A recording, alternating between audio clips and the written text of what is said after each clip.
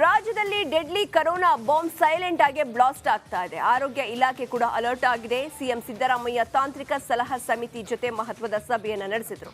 ಇದರ ಹೈಲೈಟ್ಸ್ ನೋಡೋಣ ಬನ್ನಿ.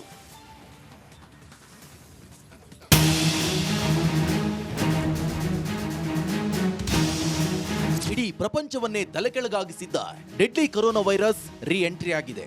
ಯಾವುದೇ ಅನಾಹುತ ಆಗೋದಕ್ಕೂ ಮುಂಚೆಯೇ ಸರ್ಕಾರ ಎಚ್ಚೆತ್ತುಕೊಂಡಿದೆ. ಈ ಹಿನ್ನೆಲೆ ಸಿಎಂ ಸಿದ್ದರಾಮಯ್ಯ ಮಹತ್ವದ ಸಭೆ ನಡೆಸಿದ್ರು. ಇತ್ತೀಚೆಗೆ ಕೊರೋನಾ ಪಾಸಿಟಿವ್ ಇದ್ದ 3 ಬಲಿಯಾಗಿದ್ದಾರೆ. ಆದರೆ ಇವರಿಗೆ ಬೇರೆ ಬೇರೆ ಕಾಯಿಲೆಗಳು ಇದ್ದವು. ಯಾರು ಹೆದರುವ ಅವಶ್ಯಕತೆ ಇಲ್ಲ ಅಂದ್ರು. ಕೋವಿಡ್ ಪಾಸಿಟಿವ್ ಇದ್ದವರು ಸತ್ತಿದ್ದಾರೆ. ಆದರೆ ಅವರೆಲ್ಲರೂ ಕೂಡ 3 ಜನನು ಕೂಡ ಕೋವಿಡ್ನಿಂದಲೇ ಸತ್ತಿದ್ದಾರೆ ಅಂತ ಹೇಳೋಕ್ಕಾಗಲ್ಲ. ಯಾಕಂತಂದರೆ ಅವರಿಗೆ ಬೇರೆ ಅಸೋಸಿಯೇಟೆಡ್ ಡಿಸೀಸ್ಗಳಿದ್ದವು. ಕಿಡ್ನಿ ಸಮಸ್ಯೆ, ಹಾರ್ಟ್ ಸಮಸ್ಯೆ, ಶ್ವಾಸಕೋಶದ ಸಮಸ್ಯೆ, ಈ ಥರದ ಕಾಯಿಲೆಗಳು ಇದ್ದವು. ಹಿಂದಿನ ಸರ್ಕಾರದಲ್ಲಿ ಆದಂಥ ತಪ್ಪು ಮರುಕಳಿಸಬಾರದು. ಬೆಡ್ ವೆಂಟಿಲೇಟರ್ ಕೊರತೆ ಇರಕೂಡದು, ಔಷಧಗಳು ಕೊರತೆ ಆಗಬಾರದು, ವ್ಯಾಕ್ಸಿನ್ ಕೂಡ ಪ್ರಾರಂಭ ಮಾಡಬೇಕು.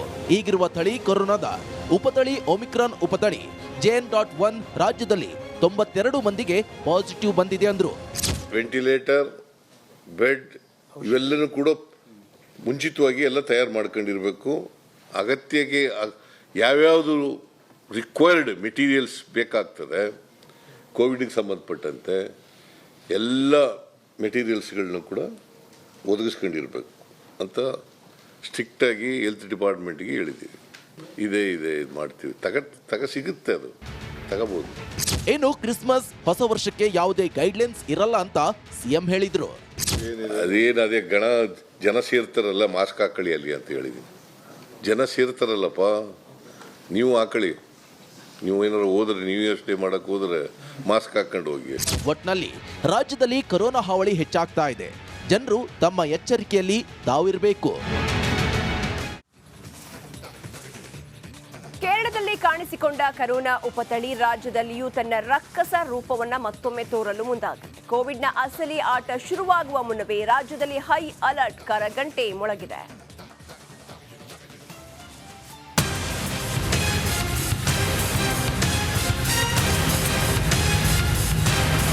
ರಾಜ್ಯದಲ್ಲಿ ಕೋವಿಡ್ ರೋಗಿಗಳ ಸಂಖ್ಯೆ ಹೆಚ್ಚಾಗುತ್ತಲೇ ಇದೆ. ಕೊರೋನಾ ಈಗಾಗಲೇ 3 ಬಲಿ ಪಡೆದಿದೆ. ರಾಜ್ಯದಲ್ಲಿ ಕೊರೋನಾ ಬಗ್ಗೆ ಸರ್ಕಾರ ಅಲರ್ಟ್ ಆಗಿದ್ದು, ಆರೋಗ್ಯ ಇಲಾಖೆ ಕೂಡ ಹಲವು ಎಚ್ಚರಿಕೆಯ ನಡೆಯ ನೀಡುತ್ತಿದೆ. ಇಷ್ಟಾದರೂ ಕೊರೋನಾ ತನ್ನ ಇನ್ನಿಂಗ್ಸ್ಗೆ ಮಾತ್ರ ಬ್ರೇಕ್ ಹಾಕುವ ಹಾಗೆ ಕಾಣ್ತಿಲ್ಲ.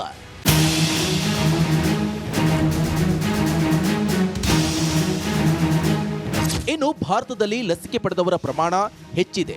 ಹೀಗಾಗಿ ಕೊರೋನಾ ವೈರಸ್ ಬಗ್ಗೆ ಆತಂಕ ಬೇಡ ಅಂತ ಹೃದ್ರೋಗ ತಜ್ಞ ಡಾಕ್ಟರ್ ಮಂಜುನಾಥ್ ಹೇಳಿದ್ರೆ, ಹೆಚ್ಚು ಟೆಸ್ಟ್ ಮಾಡಿಸುವಂತೆ ಬಿಬಿಎಂಪಿಗೆ ಸೂಚನೆ ನೀಡಲಾಗಿದೆ. ಪ್ರತಿದಿನ 1,000-1,500 ಟೆಸ್ಟ್ ಮಾಡಲು ಸೂಚನೆ ನೀಡಲಾಗಿದೆ. ಇನ್ನು ಜಿಲ್ಲಾವಾರು 5,000 ಟೆಸ್ಟಿಂಗ್ಗೆ ಸಲಹೆ ನೀಡಲಾಗಿದೆ ಅಂತ ಆರೋಗ್ಯ ಇಲಾಖೆ ಆಯುಕ್ತ ಡಿ ರಂದೀಪ್ ತಿಳಿಸಿದ್ರು. ಸಿಂಪ್ಟಮ್ಸ್ ಇದ್ರು ಬಹಳ ಮೈಲ್ಡು, ಯಾವುದೋ ಅಂತ ICU ಅಡ್ಮಿಷನ್ಸ್ ಕಾಣ್ತಾ ಇಲ್ಲ. ಸೊ ಅದಕ್ಕೆ ಯಾವುದೇ ಆತಂಕ ಬೇಡ.